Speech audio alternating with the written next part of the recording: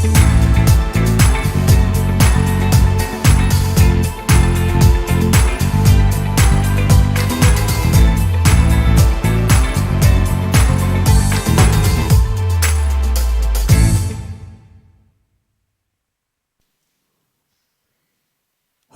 pasal yang kedua ayat yang pertama.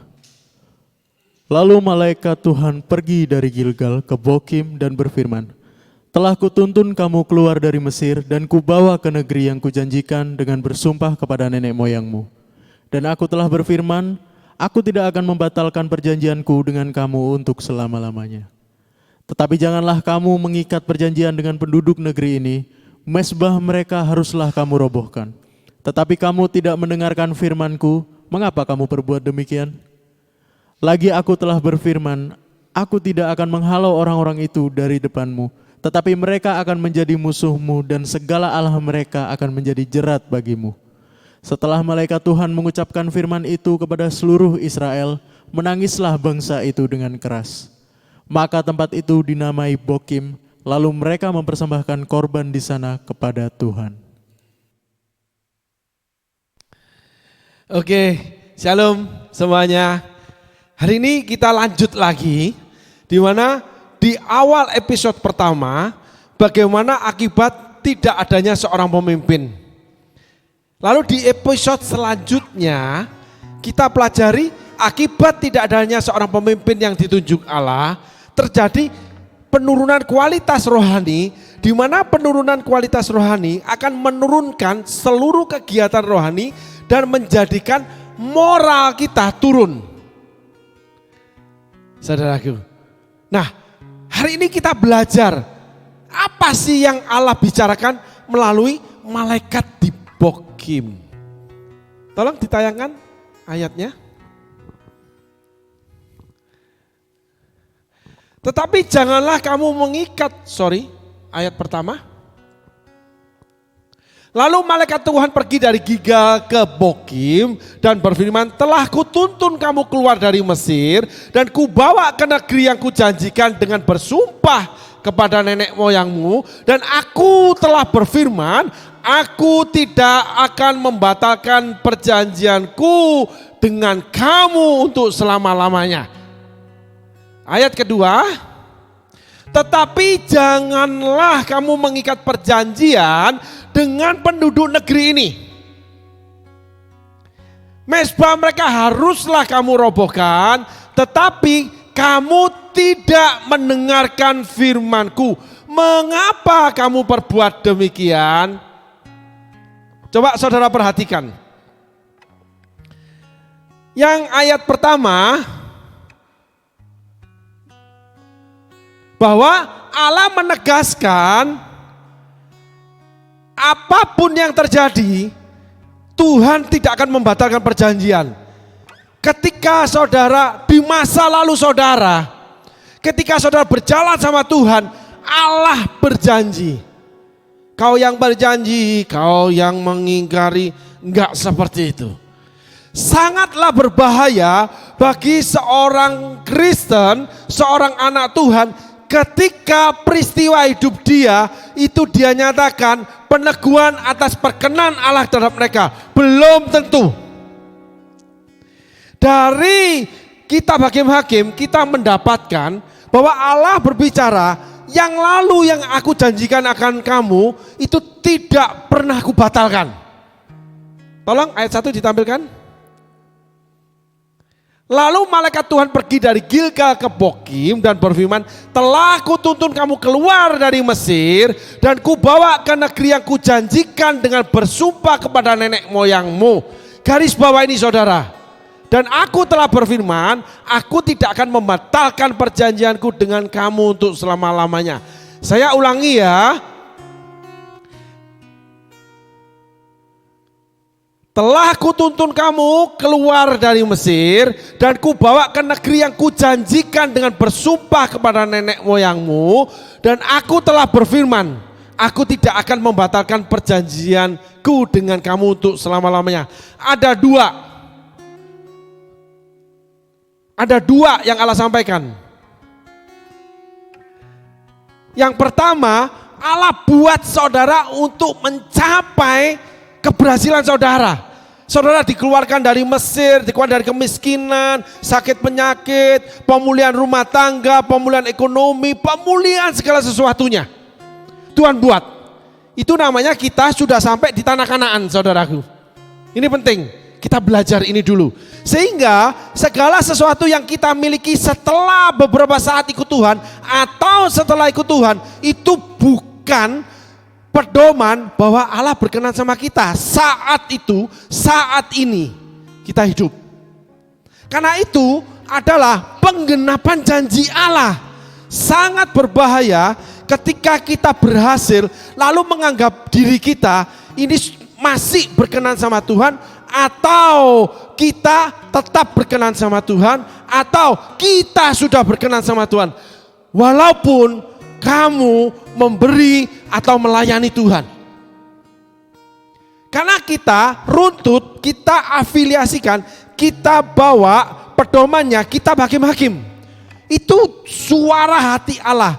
Sehingga bangsa Israel di tanah Kanaan itu tetap makmur, tetap berhasil, saudaraku. Namun episode pertama kita belajar bahwa bangsa Israel menambah-nambahkan perintah Allah karena tidak ada pemimpin.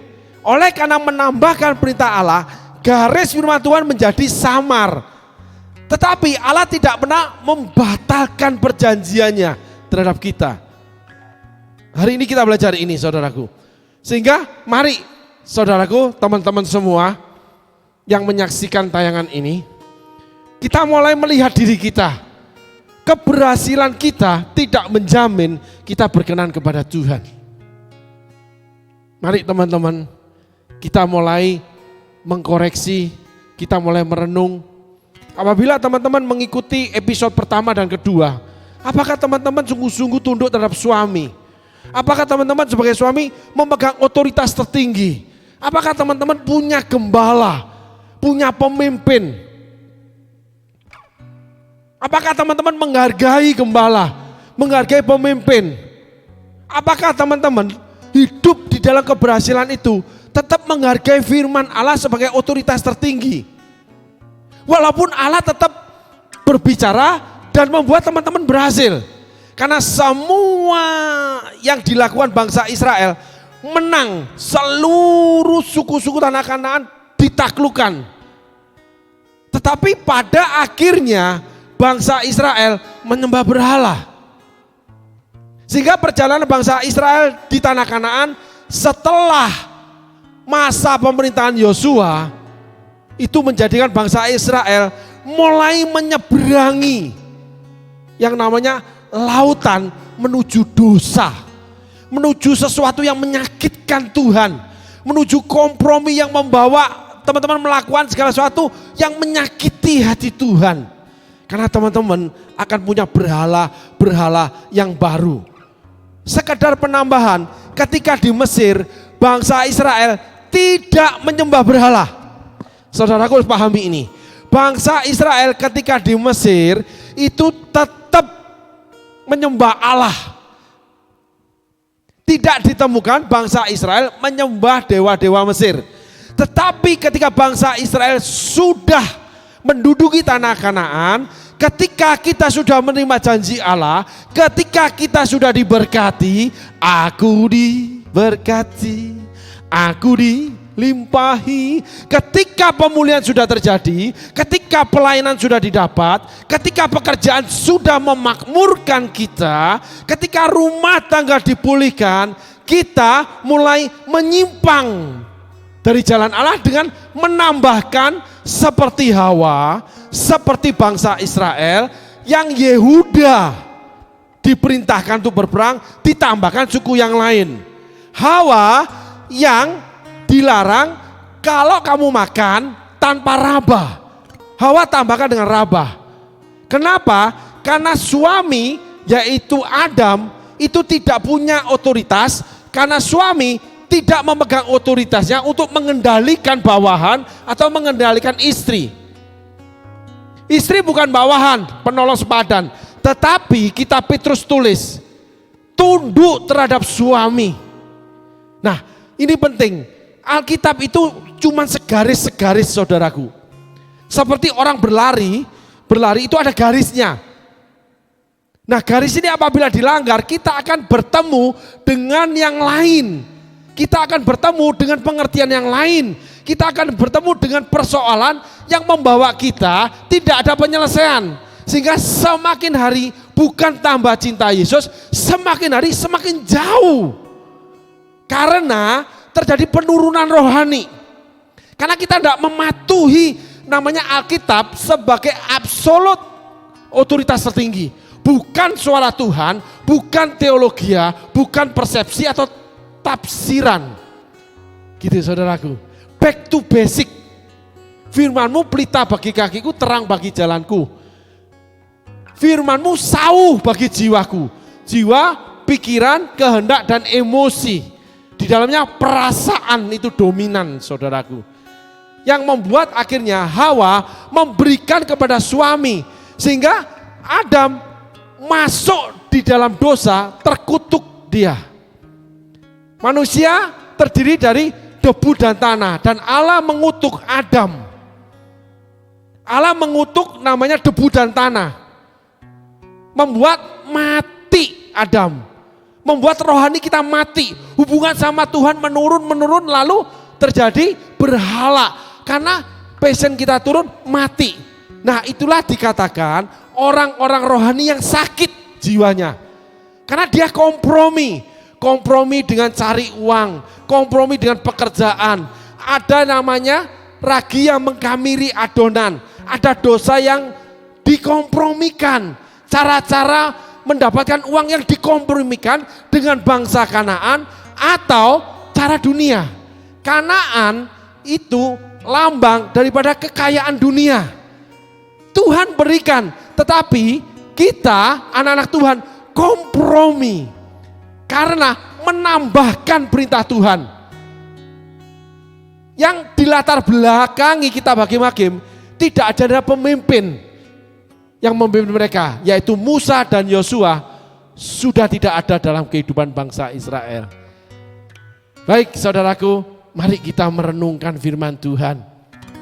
Apakah saudara sudah kompromi? Walaupun saudara ini diberkati, segala sesuatu berhasil, pekerjaan berhasil, pelayanan kelihatan berhasil, semua berhasil, rumah tangga berhasil. Namun saudara mulai periksa di episode ketiga, di pasal kedua kita hakim-hakim. Apakah ada ragi? Karena keberhasilan saudara itu di masa yang lalu. Karena janji Tuhan yang pernah Tuhan ucapkan, yang Tuhan pasti genapi. Janji Tuhan pasti Tuhan genapi. Ketika penggenapan terjadi, tidak akan mempengaruhi apapun ketika saudara bersikap salah terhadap Tuhan. Sehingga betapa pentingnya bergaul dengan firman Allah yang tertulis, bergaul dengan firman Allah yang hidup, yaitu roh yang menghidupkan setiap firman kita terima. Lalu kita hidup di dalam kebenaran, sauh bagi jiwa kita, Alkitab yang tertulis. Di sana sangat membuat resiko itu kecil untuk kita kompromi. Tidak ada ragi. Keberhasilan kita tidak menjamin persekutuan dengan Tuhan. Tetapi persekutuan dengan Tuhan akan membuat Allah berfirman kembali. Seperti kisah Lot dengan Abram. Di mana ketika Lot pergi, Abram mendapatkan penambahan janji Allah yang jauh lebih besar, jauh lebih dalam, jauh lebih hebat. Yaitu janji Allah untuk keturunannya selama-lamanya. Hingga hari ini yang namanya bangsa Yahudi tetap survivor di dunia. Apapun terjadi, mereka tetap hidup di dalam semua kebenaran janji Allah yang diucapkan Allah, membuat mereka menjadi bangsa yang sesuai dengan apa yang kita temui di Alkitab. Yaitu janji Allah yang diawali dengan yang namanya Abram. Saudaraku, mari hari ini kita periksa diri. Adakah ragi dalam kehidupan kita, di mana kita ada kompromi dengan dunia di dalam keberhasilan kita yang akhirnya membuat kita jauh dari Tuhan. Biasanya kita mau berkorban untuk Tuhan. Biasanya kita mau melepaskan diri kalau waktu pelayanan betul-betul melayani. Biasanya pelayanan panggilan Tuhan itu yang utama. Pokoknya segala satu Tuhan yang menjadi utama. Ketika Tuhan menjadi utama, sesungguhnya ragi di dalam hidup kita, adonan hidup kita itu murni firman Allah. Namun kalau ada jadi kompromi, saudara akan menjadi bangsa Kanaan. Saudara menjadi jahat seperti mereka. Sehingga saudara sesungguhnya ditawan oleh pekerjaan saudara. Saudara ditawan oleh uang saudara. Saudara nggak mau kehilangan itu. Lebih baik tidak pelayanan, lebih baik tidak memberi, lebih baik saya bekerja meninggalkan keluarga. Yang penting uang. Contoh saja, aku nggak mau diperlakukan seperti itu. Aku nggak mau begini. Aku punya standar. Hei suami, kamu harus begini. Demikian juga suami.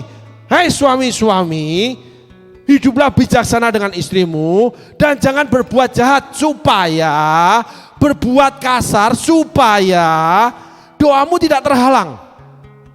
Ada syaratnya, saudaraku. Ini kita harus mengerti. Adakah ragi di dalam adonan hidup saudara hari ini? Yang akhirnya saudara boleh merenung, apakah aku tetap seperti yang dulu kepada Tuhanku? Ketika awal aku mengikut Tuhan, segala sesuatu aku lepaskan. Segala sesuatu aku merasa tidak memiliki. Tuhan ngomong, dengar firman, Alkitab dibaca, mengerti, aku patuhi. Atau sekarang aku kompromi dengan berbagai alasan, di mana akhirnya menjauhkan aku dari Tuhan. Yang kedua, kualitas rohani menurun, membuat moralku. Dulu suka memberi, dulu itu murah hati, ringan tangan, dulu rendah hati. Kenapa sekarang aku memberi itu berat? Kenapa sekarang aku itu sulit membantu orang lain? Dulu aku ini mau aja diapain orang. Kenapa sekarang aku kok ngotot pingin fight back? Melawan terus, berbantah terus. Gak pingin dikalahkan. Ada ragi dalam kehidupan saudara.